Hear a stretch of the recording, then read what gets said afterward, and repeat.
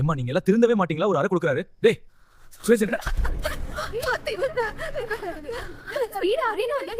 அது எப்படி காரியம் ஆகணும்னா காலப்பொடி கழுதை அப்படின்னு சொல்லுவாங்க இல்லையா, அது தங்கராஜ் தாங்க. அடா ஆமாங்க, அங்க மாமியார் வீட்டில் ரேவதி வரணுங்கிறக்காண்டி மன்னிச்சுங்க மாமா மன்னிச்சுங்க ரேவதின்னு எல்லார்ட்டையும் கூல கும்பிடு போட்ட அந்த நன்னாரி பைய வீட்டுக்கு வந்ததையோட எப்படி பாயிண்டை பிடிச்சான் பார்த்தீங்களாங்க. இங்கே பார், இங்கே வீட்டில் இருக்கிறதான் நீ பெருமையாக நினைக்கணும். வீடு புருஷன்கிட்ட நடக்கிறத புருஷன் வீட்டோட வச்சுக்கணும். இனிமேல் அங்கே போயிட்டு வர வேலை வச்சுக்கக்கூடாது. எந்த விஷயமா இருந்தாலும் சரி. அப்படி மீறிச்சு விளைவுகள் விபரீதமாகும். ஏண்டாங்க கொய்யால உண்மையிலே எனக்கு கோவம் வந்துருச்சுங்க.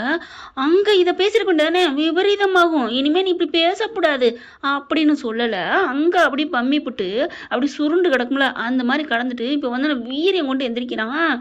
ஆனால் அந்த சமயம் அந்த பையனை பார்த்தேன், அந்த குழந்தை தரணியா, அவனோட மைண்ட் வாய்ஸ் எப்படி இருக்கும்? மைண்ட் வாய்ஸ் இல்லைங்க, நேராகவே கேட்டிருக்கலாம். அவன் நினச்சிருந்தா, அப்பா என்னப்பா அங்கே நீ அப்படி கெஞ்சி கெஞ்சி கூத்தாடி கேட்ட, வாரேவதி வாரேவதி இனிமேல் சண்டை நடக்காது, நான் நல்லா வச்சுக்குவேன்னு அப்படியே தங்கராஜுக்கு தூக்கி வாரி போடணும். இங்கே வாயில் கையை வச்சுட்டு ரேவதி சிரிக்கணும். அதே சமயம் இந்த பெப்பர் தலை இருக்காங்களே அம்மா, அது ஒவ்வொரு நேரம் நல்லா தாங்க கரெக்டாக தாங்க நடந்துட்டு இருக்கு. ஏன்டா யார் காலடா விழுந்து கூட்டிகிட்டு வந்த, கரெக்டாக கிடைச்சி பார்த்தீங்களா? அந்த கேள்விக்கு இந்த பையன் கேட்டிருக்கணும், எப்பா நீ அப்படி பண்ணுன, இங்கே வந்து இந்த பேச்சு பேசுகிற, அங்கே அடங்கி போய் வந்த அப்படின்னு மட்டும் கேட்டிருந்தா என்ன இருந்திருக்கும். ஆனால் அந்த பையன் கேட்கல, போகிறாங்க. ரேவதியுமே ஒன்றும் சொல்லலை. என்ன நீங்கள் அங்கே அப்படி பம்மிக்கிட்டு இருந்தீங்க, இங்கே வந்து ஆடுறீங்க அப்படின்னு கேட்டிருக்கலாம். வேணா பிரச்சனை, எதுக்கு கல்லை தூக்கி எறிவானே சாக்கடையில் அப்படின்னு அந்த பிள்ளை போகுது. அப்படியே பார்த்துட்டு அப்படித்தான் ஒரு படத்தில் சொல்லுவாங்களே, ஆறுட்ட என்னம்மா அப்படின்னு கெஞ்சுவாங்க வெளியில், ஏய் அப்படின்னு சொல்லுவாங்க இல்லையா, அந்த மாதிரி அப்படி பம்மி அப்படி எகிரி பேசிட்டு ரேவதி போனதுக்கப்புறம் எப்படி பார்த்தீங்களா அப்படிங்கிற, டே டே டே சும்மா இருடா, யார் கல்ல விழுந்துட்டு வந்த அப்படிங்கிற டொமக்குன்னு வருத்தப்படாத வாலிப சங்கத்தில், டேய் தள்ளி போய் விளையாடுங்கடா அப்படிம்பாங்க இல்லையா, அந்த மாதிரி சொப்புன்னு போயிடும். ரெண்டு பேருமே ரெண்டு குறிக்கோளாங்க கூப்பிட்டுருக்குங்க. உன்னையும் உன் பையனையும் வச்சு சமாளிக்க முடியலன்னு கிளவி சொல்லுது. அதே மாதிரி சோத்துக்கு சரியில்லைன்னு வந்துட்டேன் பார்த்தியா அப்படின்னு ரேவதி நினைக்கும். அதே மாதிரி தான் இப்போ சோத்துக்கு நான் எங்கே வேணாலும் கிடைக்கும், எங்கே வேணாலும் ஹோட்டலில் கிடைக்கும். ஆனால் எத்தனை நாளைக்கு ஹோட்டலில் திங்க முடியும், வயிற்றுக்கு சேராமல் போயிருமில்ல, அது ஒன்று இருக்குல்லங்க. அதை விட இது ஒரு அல்ப. என்னதான் பொண்டாட்டிகிட்ட சண்டை கோமா இருந்தாலும் அந்த நேரம் ராத்திரி வந்துட்டா, நீ அழகா இருக்க ரேவதி, நீ வாய ரேவதி அப்படின்னு தனியாக போய் கட்டி பிடிச்சது பார்த்தீங்களா? அதுக்கே இவன் வேணும், இவனுக்கு வேணும். எத்தனை நாளைக்கு காசு கொடுத்து போக முடியும்? அதனாலே பொண்டாட்டியும் கூட்டு வந்துட்டான். அதை விட மெயின் பாயிண்ட்டு, பாக்கியராஜ் வர முடியாது அனுப்ப மாட்டேன்னு சொன்னேன் இல்லையா, அவனுக்கு முன்னாடி நான் கூட்டி வந்துட்டேன் பார்த்தில்ல அப்படிங்கிறக்காண்டியே தாங்க. யார் காலில் விழுந்தாலும் பரவாயில்ல, தான் ஜெயிக்கணும்னு கூட்டிகிட்டு வந்துட்டான் பொண்டாட்டியை. நல்ல மனசோடலாம் கூட்டி வரலங்க, நல்லதுக்காகவும் கூட்டி வரல. சொத்து வாங்கி வைக்கிறேன் அப்படிங்கிறதான் சும்மா, இன்ஸ்பெக்டர் வேலை வாங்கி கொடுக்குறதும் சும்மா தாங்க. இப்போ இந்த வீட்டில் அவங்க போனதுக்கப்புறம் என் பிள்ளையும் பேர பிள்ளைகளும் போயிடுச்சுங்க, அதுங்க இருக்கையில் நல்லாத்தான் இருந்துச்சு அப்படின்னு புலம்புதுங்க. ஒரு கவுண்டமணி படம் தாங்க ஞாபகம் வருது. கல்யாணம் பண்ணி கொடுக்கல அழுவாங்களா, ஏன் அழுகுறீங்க, கட்டி கொடுக்குறோமே, அப்பா வச்சுக்கோங்க, அதெல்லாம் வச்சுக்க முடியாது, அப்பா அனுப்புங்க, அதுதான் அழுகுறோம். என்னங்கடி உங்கள் லாஜிக்கு, கட்டி கொடுத்தாலும் அழுகுறீங்க, சரின்னு வீட்டில் வச்சாலும் அழுகுறீங்க அப்படிங்கிறதான் நடக்குது. அது என்னமோ எல்லாருக்கும் அதே தான் தோணுது. இப்போ பார்க்குறாங்க மதி போகும்போது, ஏன் நில்லுடி அப்படின்னு சொல்ல எல்லாரும் நிற்கிறாங்க. என்னன்னு பார்த்தா, போதுமா என் பிள்ளைய இப்படி பண்ணிட்டியாடி அப்படிங்கல எல்லாரும் பார்க்குறாங்க. ஏ விட்டு தள்ளு அப்படின்னு ராகவ சொல்ல, சும்மா இருங்க என்னால் தாங்க முடியல, இவளால் தானே அடி வாங்கிட்டு வந்தான் அப்படின்னு, அடி வாங்கிட்டு வந்துச்சு என் புள்ள அப்படிங்கல மதிய கையை கட்டி பேச சுரேஷ் அப்படியே ஒரு மாதிரி ஆகுறது. என்னது என்ன என்ன நடந்துச்சு அப்படிங்கல, ஏ நீ என்ன பண்ண அப்படிங்கிறாங்க. மலர் பார்த்துட்டு, அத்தை சும்மா இருக்க மாட்டீங்களா, அதான் முடிஞ்சிருச்சுல அப்புறம் என்ன, முடிஞ்சிச்சுன்னா விட முடியுமா என்ன, இங்கே பாருங்க அத்தை விட முடியுமா அப்படி இப்படிலாம் நீங்கள் பேசிகிட்டு இருக்காதீங்க. இன்னொரு வீட்டு பொண்ணை நீங்கள் நல்லா வச்சாத்தான் நம்ம பொண்ணு அடுத்த வீட்டில் வாழும். என்னடி ஹே என்ன சாபம் கொடுக்குறியா? அத்தை நான் அப்படிலாம் சொல்லலை. அது என்ன உங்கள் வீட்டு பொண்ணு மட்டும் நல்லா இருக்குன்னு நினைக்கிறீங்க? இங்கே நம்ம வீட்டுக்கு வந்தவ நம்ம வீட்டில் நம்மளை பார்க்க போகிற காலத்துக்கும் அப்படின்னு நீங்கள் கொஞ்சம் மரியாதை கொடுக்க வேணாம், கொஞ்சமாதிரி இறக்கம் கொடுக்க வேணாமா? அப்படி ஒரு திரும்ப மாதிரி ஏய் வாய் அப்படிங்கிறீங்க. ஹே நல்லா வந்துட்டடி. அப்போ இவங்க பெரிய மகாராணி, இவங்களுக்கு நாங்கள் மரியாதை கொடுக்கணுமா? உங்கள் மக வீட்லேயும் மாமியார் இருக்குது, அவங்களும் இதே தானே சொல்லுவாங்க. ஆமாடி, மாமியாருக்கு மதிப்பு கொடுக்கத்தாண்டி வேணும், மதிப்பு கொடுக்கணும்டி அப்படின்னு சொல்ல, சரிம்மா இப்போ பிரச்சனைக்கும் மதிக்கு என்ன பிரச்சனை, என்ன அவன் என்ன காரணம், இவ தாண்டா போயிட்டு தங்கராஜ் மாப்பிள்ளைய சண்டை போட்டிருக்கா அப்படின்னு சொல்ல, சண்டையா எதுக்கு போடணும், ஏதோ இவ வேலையை அவர் கெடுத்து விட்டாராம், அதுக்கு போய் சண்டை போடுவாளா, என்ன வீட்டோட இருக்கட்டும் நல்லது தானே பண்ணியிருக்காரு, அதுக்கு போய் சண்டை போட்டிருக்கா அப்படி தூக்கி வாரி போடுது சுரேஷுக்கு. மதியை பார்க்குறாங்க. உனக்கு வேலை போனது காரணம் மாமாவா அப்படின்னு கேட்க மதி மைண்ட் வாய்ஸ் ஓடுது.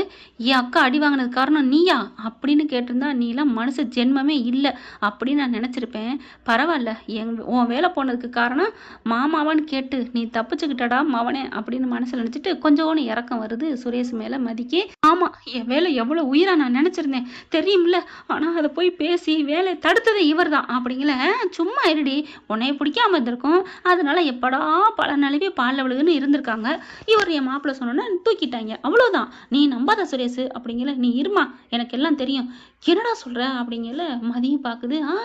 இவர் தூக்குனார் வச்சானா எனக்கு தெரியாது, அங்கே நம்ம வீட்டில் இருக்கையில் இவ வேலையை பறிப்போம்னு சொன்னார். நான் அப்போவே வேணாம், அவள் வாட்டுக்கு போறா வரான்னு அந்த ஆள்கிட்ட நான் சொன்னேன் அப்படின்னு நெத்தியில் கையை வச்சுக்கிறாரு சுரேஷ் செம்ம கோத்தோட. மலர் பரவாயில்லையே, நியாயமாக பேசுகிறானே என் கொழுந்து அப்படின்னு மதியை பார்த்து சொல்ல சும்மா இருங்க அப்படிங்கிறாங்க. என்ன அடுத்து பார்ப்போம் அப்படின்னு வேடிக்கையை கடைசி வரைக்கும் பார்க்கணும்ல. செம்ம கோவம் வருது. ஏன் இப்படி இந்த ஆள் பண்ணாரு? டே என்னடா மாமா போய் இப்படிலாம் பேசுகிற, அவன் என்ன பண்ணி வச்சிருக்கிறா, அதுக்காண்டி போய் அங்கே போட்டு கொடுப்பாளா அப்படின்னு சொல்ல பார்க்குறாங்க. சரி வேலை போய்கிடுச்சு, அதுக்கு நீ அங்கே போய் எப்படி மாமா தானே உனக்கு எப்படி தெரியும்? அதை தாண்டா சொல்கிறேன், உன் அக்கா தாண்டா மதிக்க சொல்லிக்கிறா அப்படின்னு பார்க்குறாங்க. அப்படியா? ஆமாம், மதி அக்கா தான், ரேவதி அக்கா தான் என்கிட்ட சொன்னாங்க. நான் உடனே போய் சண்டை போட்டேன். ஆனால் ரேவதி அக்காவுக்கு தெரியாத மாதிரி உங்களுக்கும் தெரியுமான்னு கேட்டேன் தான். ஆனால் மறுபடியும் அவங்ககிட்ட கேட்டிருப்பாங்க போல இருக்கு. நான் ஒன்றும் பேசலை, என் வேலையை நான் 3 மாதத்தில் வாங்கி காட்டுவேன்னு சொல்லிட்டு வந்தேன், அவ்வளோதான்.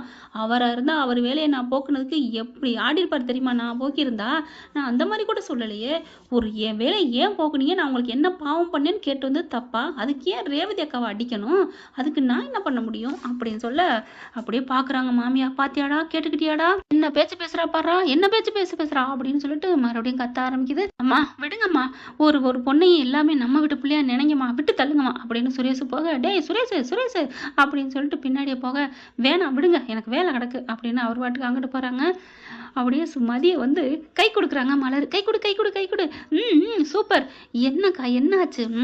இவ்வளவுக்கு பேசிட்டு போயிருக்கான், இல்லைன்னா ஏய் என் மாமாவை ஏண்டி இப்படி பேசின வச்ச அப்படின்னு சொல்லிட்டு ஆடி இருப்பான்.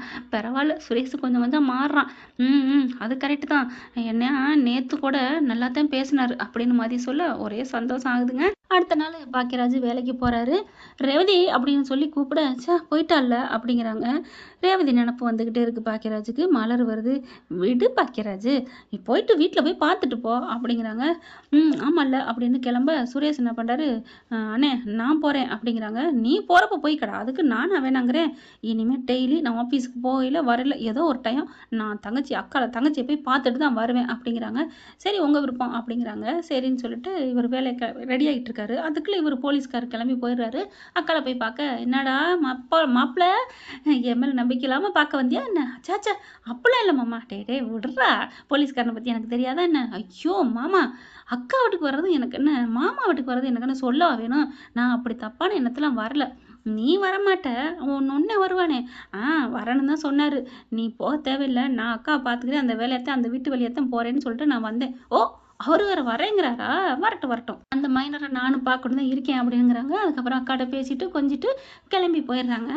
இப்போ என்ன பண்ணுறான் தங்கராஜ், வர விடக்கூடாது அப்படின்ட்டு அவன் வர்ற வழி இருக்கு பார்த்தீங்களா, கொஞ்சம் 2 தெரு தள்ளியே போய் நின்றுக்கிட்டு இருக்கான். பாக்கியராஜ் வராரு. கரெக்டாக வண்டியை நிப்பாட்டிடுறாரு. எங்கே மாப்பிள்ளை கிளம்புறீங்க அப்படிங்கல. இங்கே பார், நீ உன் வாயில் என்னெல்லாம் மாப்பிள்ளலாம் கூப்பிட வேணாம். ஏண்டா எப்படி பம்மிக்கிட்டு இருந்தா இப்போ இவ்வளோ ஏற்று பேச ஆரம்பிச்சிட்டியா அப்படிங்கல.